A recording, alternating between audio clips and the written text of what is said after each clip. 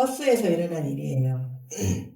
할아버지 한 분이 가방을 옆으로 메고 차창가에 이렇게 기대어 졸고 계셨어요. 이 모습을 보고 있는 한 사람이 있었어요. 그게 누구였을까요? 네, 소매치기. 소매치기가 그 할아버지를 겨냥하고 이제 슬금슬금 다가갔습니다. 그리고 이제 할아버지 그 옆으로 맨 가방에 지갑을 손으로 쓱 하려고 하는 것을 또 누군가 지켜보고 있었어요. 바로 그 옆에 있던 한 소녀가 할아버지 지갑을 소매치기 하는 현장을 보고 깜짝 놀랐어요. 어떡하지? 내가 모른 채 하면 나는 무사할 수 있겠지만 저 할아버지는 지갑을 통째로 잃어버릴 텐데 어떻게 하지?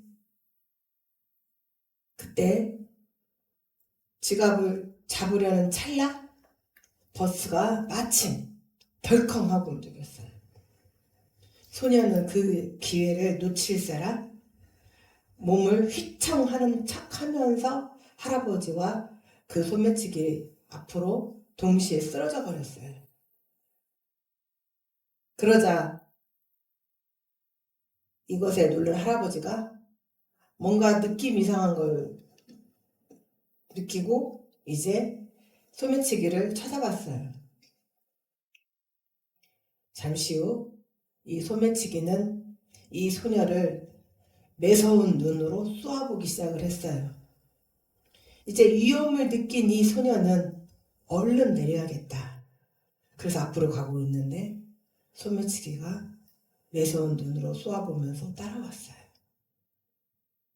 또 이것을 바라보던 한 청년이 마치 자기와 그 소녀가 일행인 것처럼 자기가 쓰고 있던 헤드셋을 얼른 빼서 그 소녀의 머리에 씌워주고 소녀를 한 손으로 덥석 끌어안으며 그 소매치기 귀에 속삭였어요.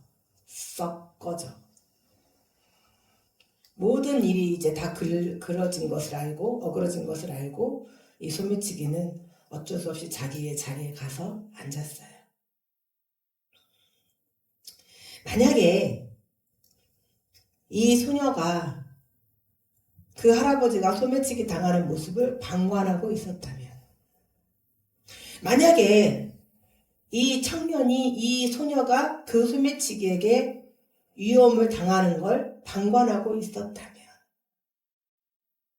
우리는 세상을 살아가면서 어떠한 일에 방관이나 또는 잠재적 방관이 얼마나 무서운 결과를 가져오는지 SNS상이나 또는 뉴스로 많이 들어서 알고 있어요. 우리가 서로 방관하지만 않는다면 조금만 주의를 기울이고 옆 사람을 지켜봐 준다면 더 큰 위험에 초래할 수 있는 것을 우리는 막아낼 수가 있죠.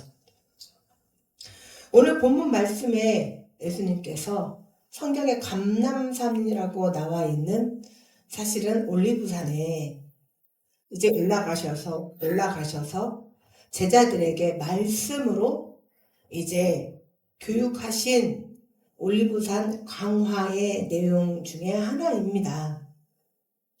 주로 예수님은 이때에 종말과 관련된 말씀을 하셨어요. 그래서 예수님께서는 우리 성도들이 그리스도의 재림을 대비할 때 어떤 자세를 가지고 있어야 하는지에 대해서 바람직한 자세를 알려주시기 위해 오늘 우리가 읽은 말씀의 열처녀를 가지고 이제 말씀을 전하셨어요. 우리는 흔히 이 열처녀를 지혜로운 다섯째 처녀는 기름을 준비한 처녀, 지혜롭지 못한 처녀는 기름을 준비하지 못한 처녀, 그리고 우리도 지혜롭게 기름을 준비하자. 우리는 그동안 너무나 관념적으로 이 말씀을 대했어요. 그렇다면 왜 그러면 좀 더 깊게 들어가서 왜 기름을 준비하지 못한 것이 지혜롭지 못한 건가? 신랑된 예수님을 맞이하지 못하기 때문에? 그렇다면 왜 기름을 준비하지 못한 처녀는 미련한 건가? 우리는 좀 더 깊게 이야기를 들여다봐야 할 필요가 있습니다. 예수님께서 이 열처녀의 비유는 유대인들의 결혼식 장면을 가지고 예수님께서 유대 결혼 풍습을 이제 비유를 하시면서 신랑은 그리스도를 나타내고 신랑을 맞으러 나간 이 열처녀는 들러리들은 성도들을 나타내고 그들이 들고 있는 등은 성도들의 외형적인 신앙의 모습을 보여주는 것이고 기름은 그들의 신앙을 유지시키는 성령을 상징한다고 주석가들은 말을 하고 있죠. 그런데 주석가들이 말하는 것도 결국은 사람이 하는 거고 우리는 예수님께서 이 열처녀의 비유를 통해서 신랑을 기다리는 이 열처녀의 그 준비된 마음의 상태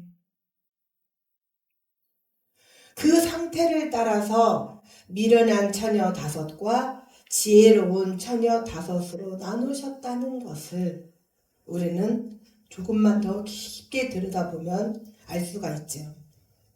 그렇다면 예수님은 미련하고 지혜롭고 이 판단의 기준을 어디에 두셨을까요?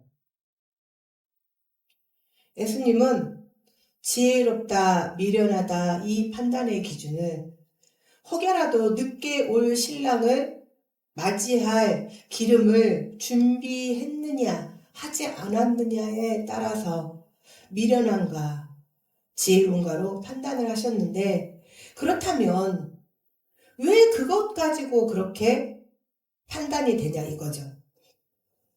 자, 지금 이 10명의 처녀들은 신부예요, 들러리예요? 우리나라 결혼 풍습은 신랑 신부 외에 다른 들러리라고 해봐야 어린 아이들 화동이라고 해서 신랑 신부 입장할 때 아주 어린 아이들이 꽃을 뿌려준다거나 뭐 앞서서 간다거나 그 정도밖에 없어요. 그런데 외국 사람들이나 또 이 유대인들은 결혼을 할 때 신부와 같은 하얀 드레스를 입고 거의 신부보다는 조금 아름답지 못하게 거의 신부급으로 들러리들이 옷을 입고 치장을 하고 신부와 같이 신부 주위에 서 있습니다. 자, 우리는 여기에서 한 번 더 깊게 들여다봐야 할 것이 이들의 결혼 풍습을 통해서 예수님은 말씀하셨다는 것. 자, 그렇다면 이들은 지금 신랑과 신부, 특히 신부의 들러리들은 신부와 어떻게 하고 있다고 그랬어요? 거의 같은 모습으로 치장을 하고 옷을 입고 있다고 했습니다. 우리 모두는 지금 다 같이 옷을 입고 있어요. 자, 오늘 우리는 이 주열방 교회에 나와서 하나님 앞에 예배를 드리기 위해서 신부와 같이 똑같이 지금 예복을 입고 와 있습니다.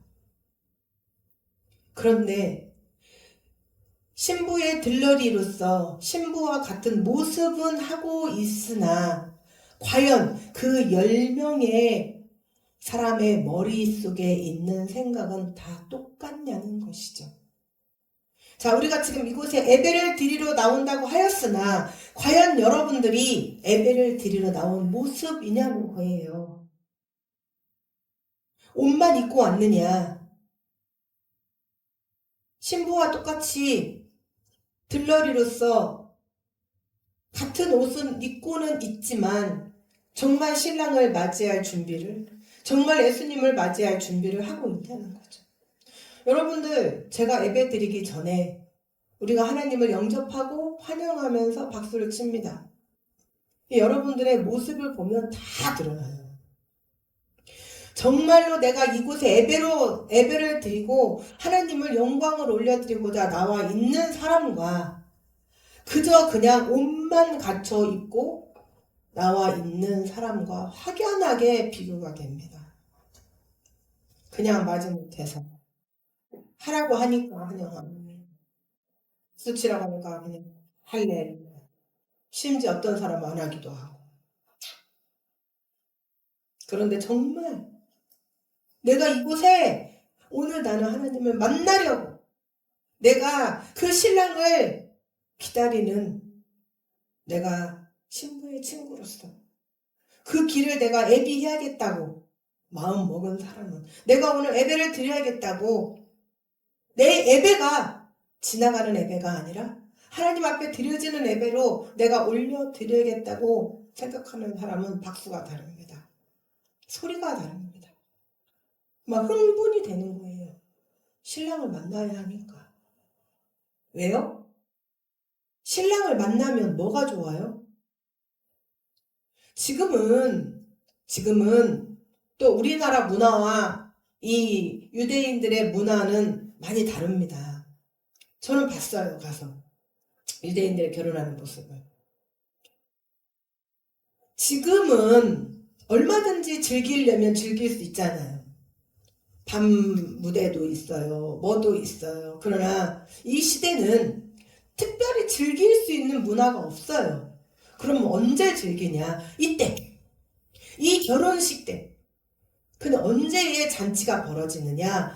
신랑이 와야만 이제 그때부터 잔치의 시작이 벌어지고 그리고 나팔을 불고 온 마을이 축제 분위기가 됩니다. 비로소 신랑이 와야만 즐길 수가 있어요.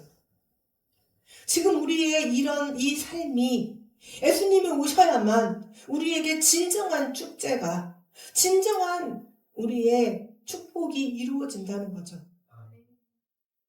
그런데 그 신랑을 기다리는 마음, 그 축제, 천국의 축제, 천국의 잔치를 기다리는 여러분들의 얼굴 표정이 와도 그만, 안 하고 그만. 이건 아니라는 거죠. 그 축제를 즐기기 위해서 내가 어떤 마인드로 신랑이 빨리 와야만 그 신랑을 만나야만 내가 천국 잔치에 들어갈 수 있다니까요. 그럼 여러분은 어떤 신부의 들러리로 어떤 자세로 서야 하겠습니까? 예수님께서 어리석다고 하신, 미련하다고 하신 이 친구들이 이 결혼이 자기와 직접적 상관이 없다고 생각하는 거예요. 이 10명의 친구 중에는 친구의 결혼을 축하해주고 또 그 신랑이 와서 자기도 적극적으로 잔치에 참여하고 싶어서 적극적으로 행동하고 적극적으로 참여해서 적극적으로 온 사람도 있을 거예요.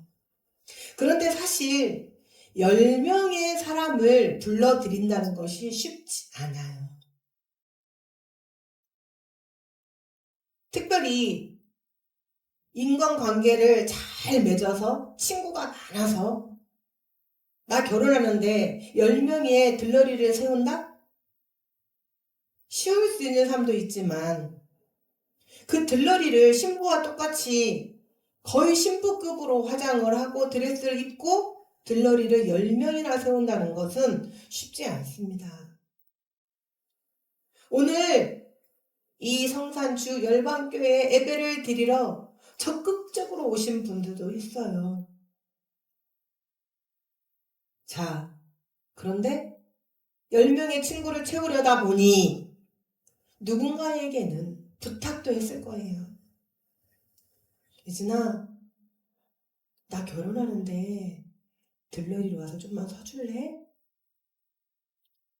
아, 싫은데. 드레스 입고 화장하고 그거 다 누가 해요? 자기가. 자기 사비 들여서. 예슬아, 나 결혼하는데 들러리 좀만 서줄래? 그날 좀 나 바쁘고 나 시간도 없는데. 그런데 어떡해. 부탁이니 가야지. 나머지 5명은 마지못해서 적극적으로 하나님 앞에 예배를 통해 하나님을 만나야겠다고 생각하는 예수님을 신랑을 자기가 맞이해야겠다는 5명과 어쩔 수 없어서 안 하면 안 되니까 안 오면 안 되니까 애복은 갖추고 왔지만 마음은 우리 속담이 어디에 있다 그래요? 콩밭에. 마음은 콩밭에 가 있어요. 예수님이 미련하다고 하는 것은 이들의 지적 수준이 떨어져서도 아니에요. 학력이 떨어져서도 아닙니다.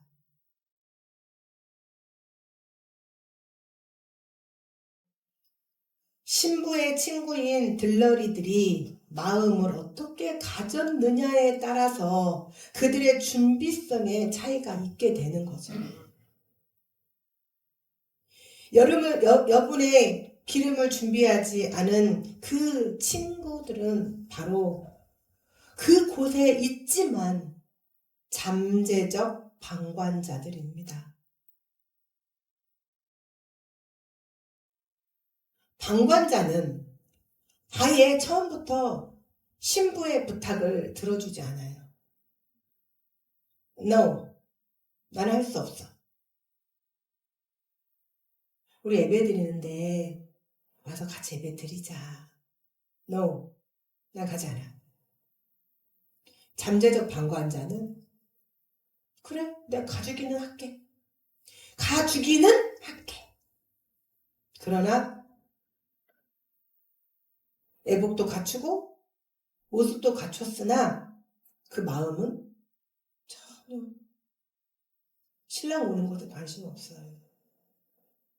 축제가 벌어지건 말건 나하고는 상관이 없어요.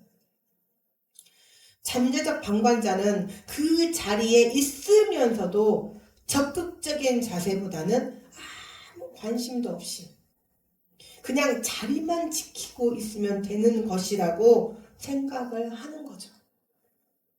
자기가 결혼하는 것도 아니고 신부의 부탁으로 와서 앉아 있기는 하지만 그냥 자리만 지키는 방관자적 마음으로 왔으니 얼마나 적극적으로 신랑을 기다리는 일에 참여를 하겠냐는 것이죠.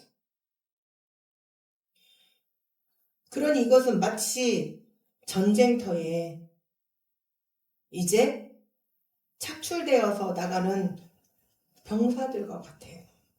내가 이 전쟁에 나가서 기필코 적군들을 쓰러뜨리고 내가 나라를 구하리라 이런 사람들은 눈빛이 반짝반짝 빛나고 그리고 혹여 떨어질 총탄에 대비해서 여분의 총탄을 충분히 가지고 몸에 양쪽으로 바리바리 총탄 메고 그리고 갑니다. 그런데 착출당할 때 내가 어찌하여 세대를 잘못 태어나 이렇게 전쟁에 휘말리게 되었는가. 온갖 넋두리 당하면서 억지로 끌어가는 사람은 그냥 하나씩 준 총만 가지고 갑니다. 누가 죽을까요? 막상 결혼식에 들러리로서 신랑이 오는 것을 기다리는 것이 당연하지만 정작 신랑이 그 정해진 시간에 꼭 온다는 법은 없습니다. 또 신랑이 와서 잔치에 참여하고 그 잔치가 얼마나 재미있고 그 잔치가 얼마나 행복하다는 것을 알기는 알아요. 알기는 알지만 그것이 자기 것은 아닌 것 같아요. 신부의 들러리를 서게 되었다고 옷을 입고 머리를 하고 부산을 떨고 온갖 유라는 다 떨었는데 정작 꼭 준비해야 할 것을 빠뜨리는 소홀함으로 결정적인 순간이 왔을 때 그만 기회를 놓치고 마는, 그래서 어리석다는 거예요. 그래서 미련하다는 거예요. 사랑하는 성산 주여밖에 성도 여러분, 우리가 하나님 나라를 소망하며 하나님의 복음을 증거한다고 부산을 떨고 또 죽어가는 영혼들을 하나님 앞으로 한 영혼이라도 더 데려오기를 소망한다고 말은 하면서 과연 우리의 마음은 적극적으로, 내 행동은 적극적으로 참여하고 있는가요?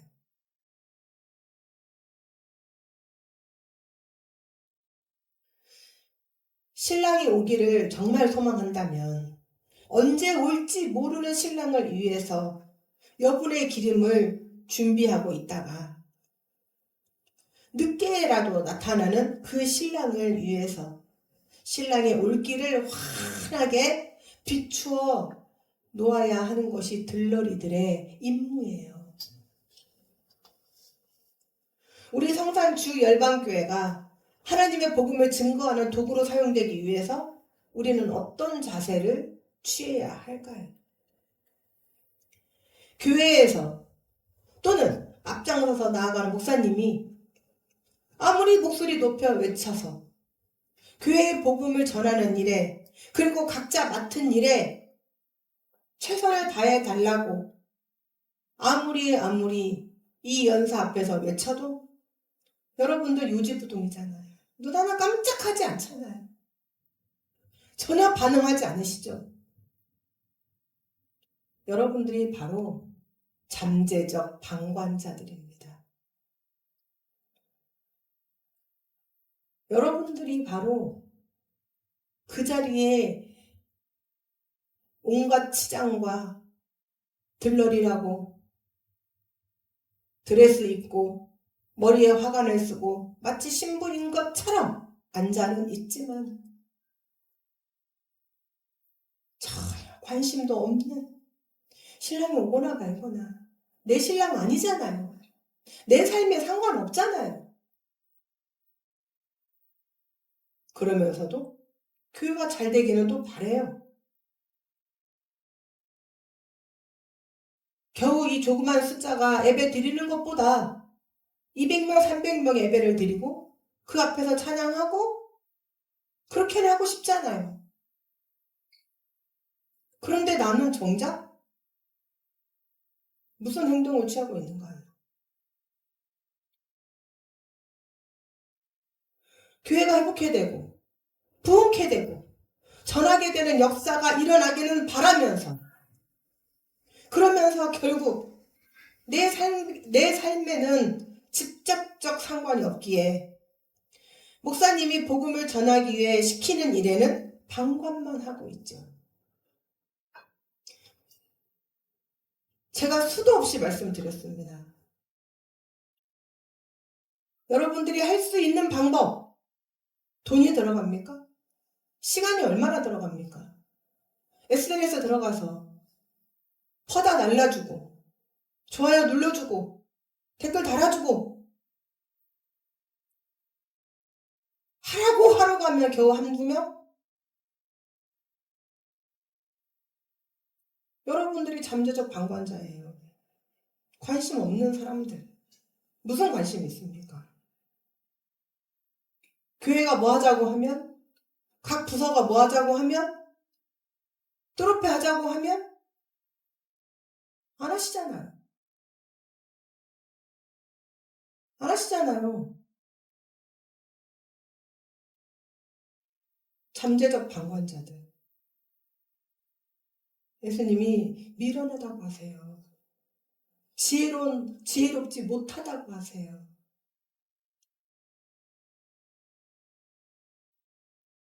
교회의 복음을 전하는 일이 그렇게 쉽게 이루어지나요? 지지부진하기도 하죠. 2년, 3년, 4년이 지나 서서히 이제 지쳐가고, 우리 교회를 하나님께서 복음의 도구로 사용하실 땐 도대체 언제인가? 목사님 된다면서요. 5년이 지나면 된다면서요. 6년이 지나면 된다면서요. 그럼 여러분들 뭐 하셨나요? 무엇 하나 적극적으로 나서준 것이 있으신가요?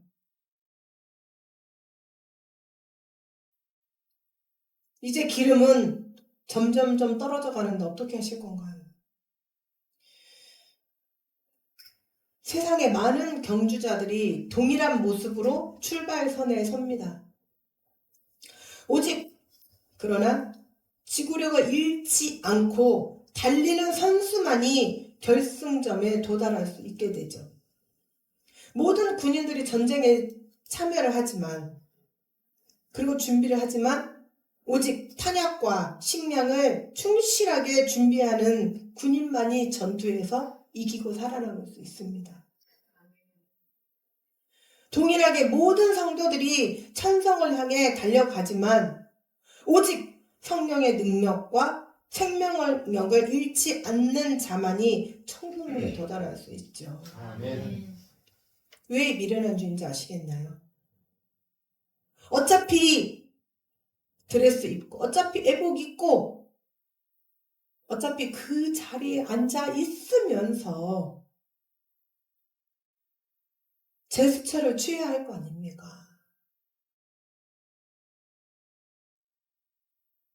사랑하는 주얼밖에 성도 여러분, 지금 이 시간 자신의 가슴에 손을 얹고 자신을 한번 점검해 보시기 바랍니다.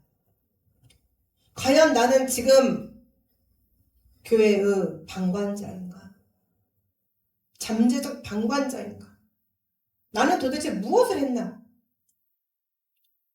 내가 그토록 앞에서 외치고 있는 목사님의 그 절규에 한 번이라도 응했나? 한두 번 응하다 말았나? 뭐가 그렇게 바쁘신가요? 세상은 우리가 죽을 때까지 바쁩니다.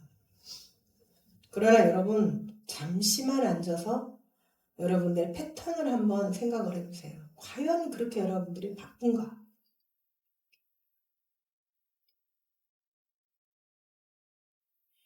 교회에 나와서 예배는 드리고 있지만 신랑이 오든 말든 나와는 전혀 상관이 없는 잠재적 방관자가 바로 나인가? 예수님께서 십자가에 못 박혀 죽으실 때에 많은 제자들과 그리스도인들이 방관하고 있었습니다. 하나님의 뜻이라고요. 하나님의 계획이시라고요.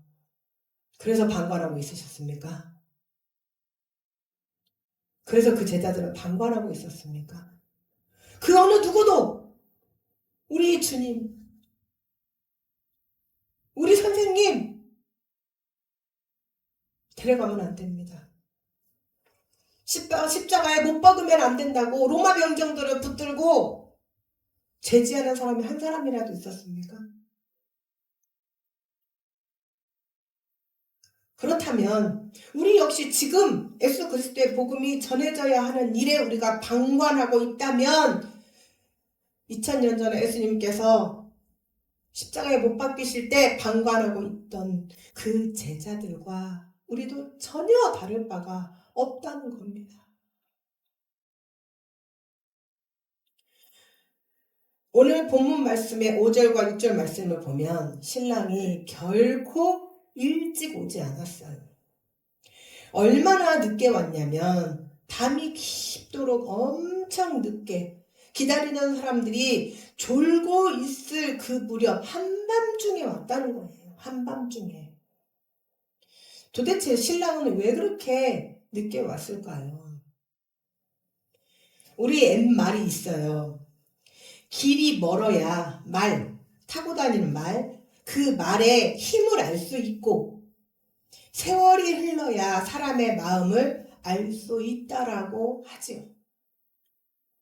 이 말은 길이 멀고 험해야 타고 가는 내 말이 얼마나 건강한지 튼튼한지 알 수 있고 세월이 흘러서 온갖 풍상을 겪어보아야 옆에 있는 사람의 우정이나 사랑이 진실한지를 알 수 있다는 거예요.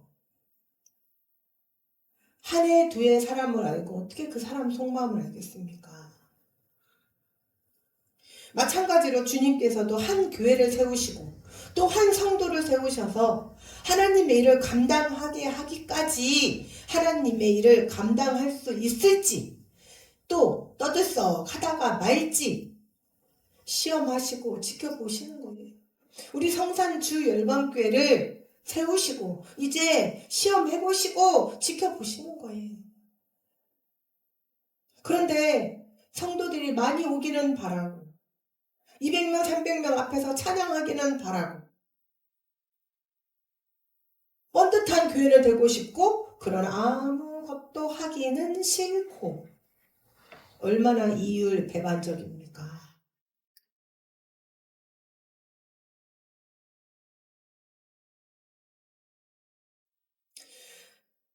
하나님께서 우리 성산주 열방교회에 주신 말씀대로 우리가 하나님의 도구로 더디게 사용된다고 할지라도 반드시 우리 주 열방교회를 사용하신다고 하셨으나 신랑이 온다고는 하셨으나 그것이 더디게 온다고 할지라도 결코 우리는 불평하거나 나태해져서는 안 됩니다. 네. 오히려 우리는 그럴수록 한 사람도 방관자가 아니라 더욱더 적극적인 동조자로 신랑의 올 길을 밝히는 등불을 기름을 준비해서 그리고 언제 올지 모르는 그 신랑을 기다리는 지혜로운 들러리들이 되어야 됩니다. 아멘. 예수님이 지혜롭다는 것은 바로 이거예요. 신랑을 맞이하는 일에 보다 적극적으로 관심을 가지고 참여하는 준비를 하고 있기에 혹시 신랑이 늦어질 것을 대비해 여분의 기름도 넉넉히 준비해두고 자기는 비록 신부가 아닌 신부의 친구로 들러리일지라도 신랑을 기다리는 신부를 위해서 자기가 뭐 할 거 없나? 교회를 위해서 내가 뭐 할 거 없나? 행위나 시킬까봐. 아니 시켜도 안 하는데 시켜도 안 하잖아요. 제가 오후에 그렇게 부탁을 하잖아요. 제발.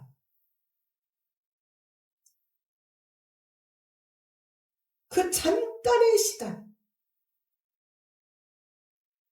어제도 그제도 영상이 올라왔어요.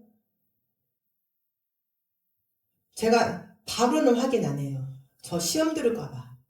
제가 꼭 이틀이 지나면 확인을 합니다. 한 명 올라왔어요. 한 명. 잠재적 방관자들이라고 하나님께서 우리 모두에게 책망하십니다. 그래놓고 너희들이 하나님 일을 하겠다고? 이렇게 쉽고 간단한 것도 안 하면서 너희가 전도를 하겠다고? 무엇으로 전도하겠다는 거니? 사람 마음 하나 움직이는 게 그렇게 쉬운 줄 알아?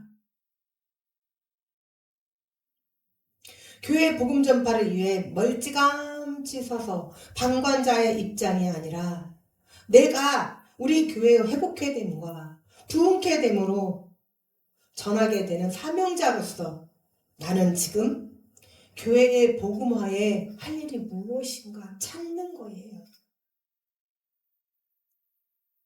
나는 무엇으로 적극적으로 나설 것인가? 나는 어떤 파트를 맡을 것인가? 결심하고 결단하시는 오늘 이 예배가 끝나고 나면 여러분들이 결심하고 결단하셔서 제발 몇 번 하고 마시지 말고 제가 지금 성경 단톡방에 성경도 올리라고 제가 계속 말씀드리고 있어요. 잊고는 있는데요. 잊고는 잊지 마시고 올리세요. 그래서 서로 선의의 거룩한 경쟁을 하시라고.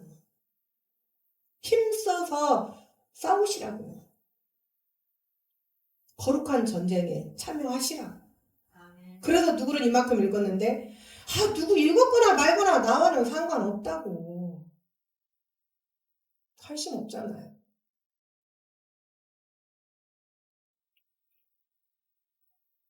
예전에는 집집마다 마당에 물을 길어 올리는 작두라고 하는 가정용 펌프가 집집마다 있었어요. 수도가 공급되기 전에.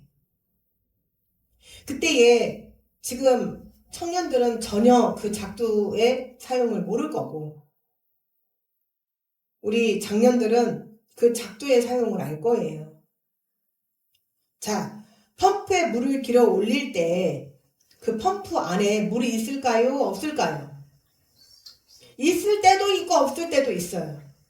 금방 사용하고 난 후면은 펌프에 물이 있고 금방 사용하지 않고 한참이 지나면 펌프에 물이 다시 밑으로 쑥 들어가서 펌프에 물이 하나도 없어요. 그러면 그때에 그 마른 펌프에 작두질 이렇게 내립니다. 그거 작두라고 해요. 이거 쉽게 펌프질을 한다고 해서 물이 올라올까요? 물이 올라올까요? 올라오지 않을까요? 물이 올라오지 않아요. 그러면 어떻게 해야 되냐면 마중물이라고 해서 마중 나가는 물이다. 그래서 한 바가지의 물을 그 펌프 안에 부어줘요. 그리고 작두를 하면 그때 물이 콸콸콸콸콸 올라와서 물이 콸콸콸콸 쏟아집니다. 사랑하는 성산 주열반교 성도 여러분, 지금 여러분들이 이 메마른 땅에 그 메마른 펌프에 마중물이 되셔서 주님 오실 길을 예비하시는 여러분들이 되시기를 주님의 이름으로 축원합니다. 아멘. 예수님께서는 깨어있으라고 말씀하셨어요. 깨어있어야 합니다. 정신이 깨어있어야 하고 육신이 깨어있어야 하고 영적으로 깨어있어야 합니다. 정신이 깨어있다는 것은 뭘까요? 진호쌤. 정신이 깨어있다는 것?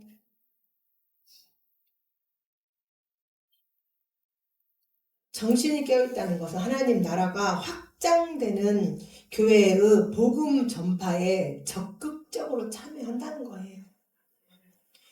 육신이 깨어있다는 것은 일을 놓고 하나님께 쉬지 않고 기도로 나아간다는 거예요. 영적으로 깨어있다는 것은 말씀과 성령으로 속사람이 충만하게 되는 겁니다. 그래서 말씀과 성령으로 더불어 하나님과 끊임없이 교제를 나눔으로써 생명력 있는 신앙과 경건의 능력을 갖추게 되겠죠. 그런데 이러한 모든 일을 이루기 위해서는 바로 우리의 적극적인 신앙과 믿음과 행동이 있어야 합니다. 아멘. 예배도 적극적으로. 그래서 이제는 우리가 오프닝 멘트 할 때, 하나님의 영접할 때 이 예배당이 떠나가야 돼요. 할렐루야로 귀가 쩌렁쩌렁 울려야 합니다. 아멘. 사도 바울이 우리의 갈 길을 달려가야 한다고 했어요. 느시렁 걸어가는 것이 아니라 주먹 쥐고 머리띠 딱 하고 그리고 달려가야 된다고 했어요.